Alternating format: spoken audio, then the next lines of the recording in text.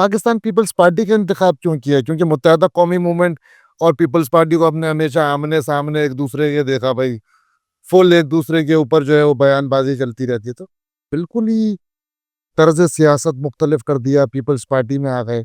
कैसा सफ़र चला? लेकिन मेरा पीपल्स पार्टी। मैं जो ना मेरी एक मेरे में एक आदत है, मैं जिसको छोड़ता हूँ ना, उसकी तरफ वापस ले जाता हूँ। जिसको छोड़ दिया, छोड़ दिया। ब्रेकअप। बिल्कुल ब्रेकअप। तो जब मेरा एमक्यूएम से ब्रेकअप हुआ, एमक्यूएम से, हुँ, तो मैं गलती कर बैठा, दिल गलती कर बैठता है ना, तो मैं भी कर बैठा।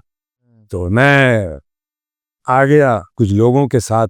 हुँ, जब वहां पर मैंने कहा नहीं चलेगी, इधर से भी ब्रेकअप चाहिए, तो शुक्र है जल्दी ब्रेकअप हो गया इधर। हुँ,